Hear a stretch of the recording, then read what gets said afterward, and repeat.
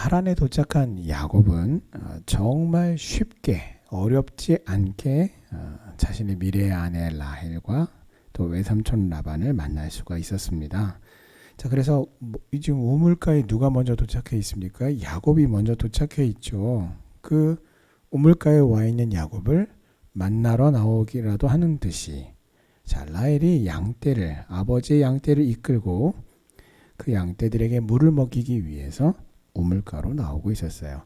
자, 그래서 당시에는 대부분 이제 남자들이 양을 치는 목자 혹은 목동의 역할들을 많이 감당을 했는데 여자들도 했어요. 그러다 보니까 오늘 9절에서 그 라헬이 그의 아버지 양과 함께 오니, 왜 함께 오는지를 지금 설명하고 있거든요. 뭐 같이 바람 쐬러 잠깐 나왔어요. 양들이 물 먹는 게 신기하고 궁금해가지고 와봤어요. 그럴 수도 있다라는 것인데, 그게 아니라 어떻게 해요? 그가, 여기서 그는 라헬이고요.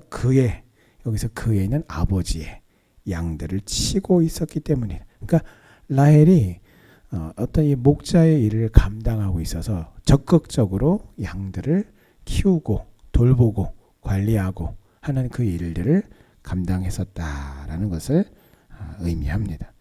자, 그래서 그렇게 양떼들을 이끌고 우물가로 나오고 있었는데 이 사건은 우연이 아니었어요. 그래서 과거 아브라함의 노복이 이삭의 아내를 구하러 왔었을 때에도 똑같이 아주 수월하게, 순적하게, 아주 쉽게 리브가를 만났었던 것처럼 하나님의 도우심과 인도하심의 섭리의 결과인 것입니다. 이처럼 하나님은요, 그 믿음의 백성의 그 삶을 하나님께서 축복하시겠다 약속하시고 내가 너와 함께 하겠다라고 약속하셨던 하나님의 백성, 하나님의 자녀와 함께 하세요. 우리가 비록 그것을 어떨 때는 야, 하나님이 나와 함께 하시네 라고 우리가 깨달을 때도 있고 느낄 때도 있단 말이에요. 근데 오히려 깨닫고 느끼는 날보다는 그렇지 못한 날이 훨씬 더 많습니다. 되려 우리는 뭐라고 말합니까? 아유, 하나님이 나를 떠나셨나 봐. 이상한 얘기만 한단 말이에요. 근데 그렇게 우리가 알지 못하는 순간에도 여전히 그 성도의 삶의 그 뒤에서, 그 배후에서 그의 생각과 발걸음을 인도하시는 분이 하나님이세요. 그렇게 해서 합력하여 선을 이루시는 분이십니다. 그래서 성도의 삶에는 우연이 없어요. 우발적인 것이 없습니다. 오직 하나님의 주권적인 섭리에 의해서 그의 인생이, 그의 삶이 진행이 되는 것이에요. 자, 그러므로 우리는 이 사실을 항상 기억하면서 하나님께 감사하고 우리의 전 인생을 온전히 하나님께 의지하고 맡겨야 하는 것이죠. 자, 그것이 뭐예요? 그게 바로 믿음으로 살아가는 성도의 올바른 삶이라는 것입니다. 자, 오늘 야곱은요, 오늘 그 라헬을 만났는데 라헬에게는 언니가 있었죠. 언니의 이름은 레아였습니다. 그래서 자매지간인데 레아와 라헬, 이 두 자매가 있었는데 이 중에 오늘 이 우물가에서 만난 동생 라헬을 한눈에 보고 사랑에 빠졌어요. 자, 그래서 이 외삼촌 라반과 함께 그의 삭슬 정할 때에, 그래서 오늘 말씀해 보면 한 달을 같이 있었다라고 말씀을 하시면서 뭐라고 말하냐면, 야곱이 그 한 달 동안 놀고 먹고 빈둥빈둥 있었던 게 아니라 열심히 일을 하고 있었구나라는 것을 알 수 있어요. 그래서 14절에 야곱이 한 달을 그와 함께 라반과 함께 거주하더니 15절에 내가 비록 내 생질이나 어찌 그저 내 일을 하겠느냐. 그러니까 지금 한 달 동안 야곱이 열심히 일을 했다라는 것을 알 수 있어요. 그러니까 이 라반이 야곱을 보니까 일머리가 너무 좋아요. 일을 굉장히 성실하게 합니다. 그래서 그 조카에게 이제 삭슬 정하자라고 지금 이렇게 이야기를 하는데, 자, 오늘 이 야곱이 라헬을 사랑한 까닭에 오늘 말씀에 보면은 7년을 며칠같이 여겼더라라고 말합니다. 어떻게 7년을 며칠같이 여길 수가 있어요? 지나놓고 나면은 이해가 돼요. 7년을 지나놓고 나서 아이고 뒤돌아보니까 어휴 이렇게 7년 세월이 언제 이렇게 휙 지나갔대? 이렇게 생각할 수는 있어요. 사람은 누구나 다 그렇죠. 그리고 가면 갈수록 나이를 먹으면 먹을수록 이렇게 시간이 빨리 가는 거야. 막 그렇게들 말씀들을 많이 하시는데 정말 그런 것 같아요. 그런데 오늘 야곱은 그게 아니라 그 7년을 그 지나는 그 현재의 시점에서 그것을 며칠같이 여기는 마음이었다. 7년을 겪는 그 모든 그 시간 동안에 야곱의 마음이 아이고 이렇게 힘들어. 아이고 사람이 그렇죠. 똑같은 누구에게나 하루는요 24시간이에요. 근데 힘든 일을 하고 괴로운 일을 하고 고통스러울 때는 우리가 어떡합니까? 어휴 왜 이렇게 시간이 안 지나가? 라고 해요. 하지만 우리가 재미나게 놀고 대화하고 웃고 즐기다 보면 어떻게 시간이 어떻게 돼요? 아니 시간이 언제 이렇게 지나갔대? 왜요? 그 똑같은 시간을 보내는 사람의 마음의 자세가 그렇게 마음의 자세에 따라서 시간이 훌쩍 지나가기도 하고 더디 지나가기도 한단 말이에요. 근데 오늘 야곱이 그렇게 7년을 며칠같이 여긴 딱 한 가지 단 하나의 이유는 오직 라헬을 사랑하는 마음이 있었기 때문이에요. 자, 오늘 이 말씀이 우리에게 무엇을 교훈합니까? 그것은 사랑에는 반드시 자기 희생이 뒤따른다라는 것이에요. 자, 이 사랑을 곧 예수 그리스도께서 우리에게 보여주셨으니 곧 교회를 사랑하심입니다. 교회를 주님의 신부로 맞이하시고 연합하여 하나 되기 위해서 하늘의 보좌를 버리고 자신을 비우셔서 종의 형체를 취하셨어요. 그래서 종의 형체를 취한 걸로 끝난 것이 아니라 십자가에서 자신의 몸을 다 바치셔서 교회를 값주고 사심으로써 진정한 사랑에는 반드시 자기의 희생이 뒤따른다라는 것을 보여주셨다라는 것입니다. 자, 그러므로 우리도 사랑한다면 그 사랑이 진실이라면 자기 희생이 반드시 뒤따라야 하는 것이에요. 그러니까 이걸 뒤집어서 말하면 자기 희생이 없는 사랑은 진짜 사랑이 아니라는 것이죠. 여러분 오늘 우리 자신을 한번 돌아보시기를 바랍니다.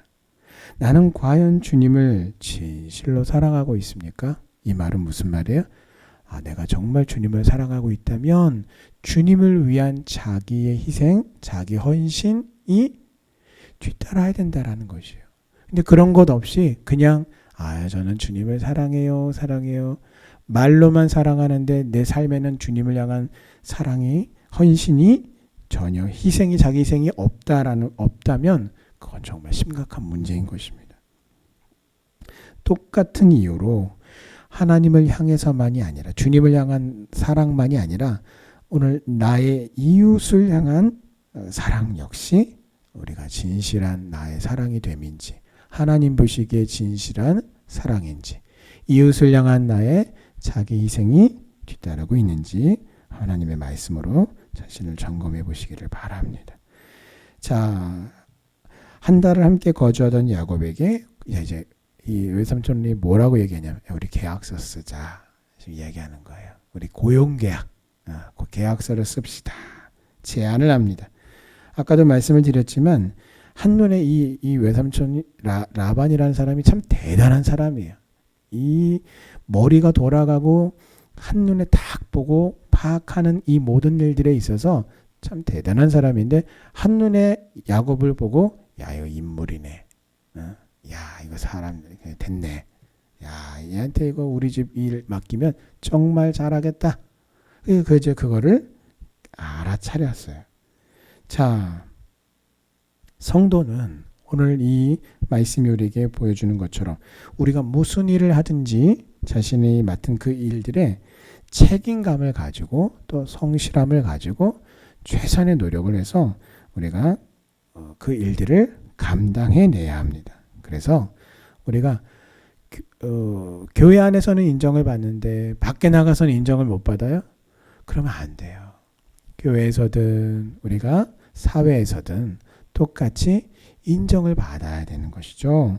그래서 우리가 잘못된 믿음이, 잘못된 신앙의 태도가 있는데 한국 교회의 많은 성도들이 이런 잘못된 태도를 가지고 있는 게 뭐냐면 무엇을 하든지 어쨌든 나는 하나님께만 인정받으면 된다라는 잘못된 믿음을 가지고 있다라는 거예요. 여러분, 그 생각은요, 옳지 않아요. 예배에 내가 최선을 다하기 위해서 내가 어떻게든 그 예배에 지각하지 않기 위해서, 근데 어떻게 지각했단 말이에요. 그러니까 어떻게 해요? 최대한 빨리 차를 세워놓고 예배당 안으로 뛰어들어가는데, 문제는 빨리 세워놓는 그 과정에서 불법을 저지른단 말이에요. 이웃에게 주차로 피해를 주고. 그래서 막 전에도 한번 제가 경험했던 경험담을 말씀을 드렸지만, 예배 시간에 조금 일찍 오셔야 되는데, 주차위원들도 다 이제 일을 마치고 돌아가시고 아무도 없는 그곳에 뒤늦게 왔으니 주차장에 주차 자리가 있겠습니까? 멀리 대고서 걸어오셔야 되는데 그 자리가 뺑뺑 돌다가 없으니까 어떻게 해요? 여기 괜찮겠네 하는 곳에다가 그냥 주차해놓고, 그것도 또 사이드까지 쫙 걸어서 잠궈놓고 그 예배당 안으로 이제 막 뛰어 들어갔단 말이에요. 근데 하필이면 그렇게 세워놓은 자리가 어떻게 해요? 교회 옆에 큰 공장의 입구에다가 큰 대형 트럭이 들어와야 되는데 거기 입구를 떡하니 막아놓고는 전화도 안 받아요. 계속 막 그 공장 사장님이 막 화가 나가지고 계속 전화하니까 열 몇 통 전화하셨다고 하는 것 같은데, 하고 나니까 전화 받았어요. 근데 예배 시간이잖아요. 그러니까 어떻게 해요? 예배 중이에요. 이렇게 예배 중이에요. 전화하지 마세요. 이러면서 전화를 바로 또 끊어버린단 말이에요. 사장님이 이거 옆에 교회 온 차구나 싶어가지고 막 화가 나가지고 예배 중간인데 문을 벌컥 열고 들어와가지고 잡히세요. 이렇게 소리지. 이게 뭐예요? 나는 하나님만 기쁘시게 하면 된다라고 하는 잘못된 믿음의 어떤 그런 중심과 태도를 지니고서 그렇게 이웃에게 민폐를 끼친다? 하나님이 기뻐하시지 않아요. 하나님, 제가요 비록 내 이웃에게는 조금 피해를 좀 끼쳤다 하더라도 하나님 저 예쁘지요? 제가 다른 이유가 아니라 하나님 예배 빨리 참석하려고 그랬던 거예요. 하나님 인정하시지 않아요. 왜 그렇습니까? 예수님께서 율법사에게 말씀하셨던 것이 무엇이에요? 구약 성경의 가장 핵심이 뭐냐? 이 굉장히 두꺼운 39권의 구약 성경의 말씀을 줄이고 쪼리면은, 여러분, 쪼리면 뭐가 남아요? 그게 조청이 되고 엿이 되는 거잖아요. 엑기스만 남는단 말이에요. 그 달달한 그 핵심만 남는단 말이에요. 그렇게 조청을 만들고 그렇게 엿을 만드는 거 아니겠어요? 예수님이 구약 성경을 조려서 가장 핵심이 뭐냐라고 했을 때 율법사가 이렇게 대답하죠. 주 너의 하나님을 목숨을 바쳐서 마음과 뜻과 힘을 다해 사랑하는 것, 그리고 너의 이웃을 자기 몸을 사랑하듯이 사랑하는 이 두 가지입니다. 그랬더니 예수님이 뭐라고 하셨어요? 그래, 맞다라고 하셨어요. 하나님을 사랑하는 것과 이웃을 사랑하는 일은 별개의 일이 아니에요. 그래서 여러분, 아까도 말씀드렸던 것처럼 하나님만 사랑하고 나 이웃은 잘 모르겠어요 라고 살면, 그렇게 살아서 어떻게 됩니까? 민폐를 끼치고 불법을 저지르면서 결국은 하나님의 이름과 영광에 먹칠을 하게 되는 거죠. 성도는 천국이 본향이에요. 하지만 또한 하나님은 우리를 이 세상의 나라와 사회의 일원으로서 살게 하셨어요. 그러므로 하나님께서는 하나님을 사랑하고 내 이웃을 내 몸과 같이 사랑하라 라고 그래서 우리에게 그렇게 명령하신 것입니다. 하나님께서도 또 사람들 사이에서도 인정받는 우리 성도님들이 되셔야 합니다. 그것이 우리를 이 세상의 빛과 소금으로 부르신 하나님의 소명에 합당한 것입니다. 자, 고대 근동 사회에서는요, 결혼하기 위해서는 어떻게 되느냐? 신랑이 신부의 가족에게 이제 그 값을 치러야 됐어요. 근데 도망쳐 나온 야곱에게 도대체 무슨 하나님이 장자권을 저에게 넘기셨습니다라고 하지만 그의 수중에 도대체 뭐가 있단 말이에요? 아무것도 없잖아요. 가진 게 없었기 때문에 결국은 이제 노동력으로 그것을 대신하게 되는데 7년이라고 하는 그 기준을 외삼촌이 제시합니다. 라헬을 사랑하여 아내로 얻기 위해서. 그러니까 지금 외삼촌을 보세요. 슬쩍 말을 안 해요. 얘기해야 될 일을 얘기 안 해요. 뭘 얘기하냐면 나중에 뒤에 밝히죠. 아이고 우리 지역 풍습이야. 우리 지역에서 원래 이렇게 해. 그 이렇게가 뭐예요? 동생이 먼저 시집가는 경우가 없어. 무조건 언니 먼저인 거야. 이 얘기를 안 해주죠. 언제 합니까? 7년 뒤에 합니다. 7년 뒤에요. 결혼식까지 초야까지 치른 다음에 합니다. 그래서 여러분 오늘 그 7년을 그렇게 며칠같이 여기며 섬기고 봉사했는데 라반은 라헬 즉 야곱이 원하는 동생 대신에 언니인 레아를 야곱의 아내로 주죠. 그래서 야곱은 어쩔 수 아니 외삼촌 이게 어떻게 된 일입니까? 라고 따지니까 뭐라고 말합니까? 아까 말씀드렸던 것처럼 아유 언니보다 먼저 시집가는 그런 일은 우리 지역에서는 있을 수 없는 일이야. 그렇게 얘기하죠. 그래서 어떻게 합니까? 어쩔 수 없이 7년을 더 봉사하기로 하고 라헬과 결혼하죠. 라반에게 속은 거예요. 여러분 요즘에 우리는 그렇게 생각하게 돼요. 꼭 이야기해 줘야 될 일이 있고 뭐 얘기 안 해도 되지 이렇게 우리는 생각할 수도 있어요. 근데 우리는 언제 이건 좀 문제다라고 우리가 스스로 여기냐면 꼭 이야기해 줘야 되는데 그것을 이야기해 주지 않음으로써 법적인 문제가 발생했을 때 우리 스스로 어떻게 생각해요? 아이고 큰일 났네. 이렇게 생각하는데 그것만이 큰일이 아니에요. 오늘 이 라반처럼 뭐 나중에 얘기하려고 했지 라는 식으로 이렇게 얘기해도 되고 안 해도 되고 라는 식으로 뭔가를 꼭 이야기해 줘야 되는 의무가 없다라는 이유로 이야기하지 않은 것도 법적으로 처벌이 됩니다. 법적으로 처벌이 돼요. 그래서 여러분 지나놓고 보니까 결국은 무엇입니까? 야곱은요 거짓의 열매를 자기의 고향에서 심었단 말이에요. 그리고 오늘 이 라반에게 외삼촌에 의해서 거짓의 자기가 심었던 그 열매를 그대로 고스란히 먹게 된 것이에요. 악을 심는 자는 악을 거두고 선을 심는 자는 선을 거두게 됩니다. 하나님은 우리가 행한 것대로 갚아주시는 공의의 하나님이세요. 그래서 우리가 하나님께서 나를 향하여 원하시는 대로 선하시고 기뻐하시고 온전하신 하나님의 그 말씀을 심고 거두는 우리 성도님들 되시기를 주님의 이름으로 축원합니다. 그래서 봉사한 7년이라고 하는 그 시간은 야곱이 그의 최선을 다하는 정성을 다하는 시간이었어요. 결과적으로 보면 14년 이제 14년인데 왜 7년을 그가 그렇게 야곱이 최선을 다했을까요? 계약이란 말이에요. 그 자신은 저는요 라헬을 사랑합니다라는 마음으로 라헬과 결혼하기 위해서 이 계약을 맺었는데 계약이라는 게 이게 뭐예요? 파기가 될 수도 있는 거란 말이에요. 그럼 뭐 언제 파기가 되겠습니까? 외삼촌이 딱 보니까 너 요즘에 왜 이렇게 열심히 일을 안 하니? 아유 너 안 되겠다. 계약 파기다. 이럴 수도 있는 일이잖아요. 따라서 그 7년을 며칠같이 여기며 섬겼던 그 7년이라는 하는 그 시간은 야곱이 그의 최선을 그의 정성을 그의 노력을 다하는 시간이었다라는 것이죠. 자, 그러므로 이 라헬을 위해서 처음에 봉사했던 그 7년이라고 하는 세월이 이 야곱에게는 사실 얼마나 힘든 시간이었겠습니까? 그럼에도 7년을 수일처럼 여기며 봉사할 수 있었어요. 그리고 라반 외삼촌의 그 간교한 계략에 속아가지고 7년 봉사를 다한 후에 다시 또 7년을 봉사해야만 했어요. 그러니까 결국은 라헬을 위해서 14년이라고 하는 세월을 라반에게 다 갖다 바친 거예요. 이 모든 것이 다 딱 한 가지, 라헬을 사랑한 때문입니다.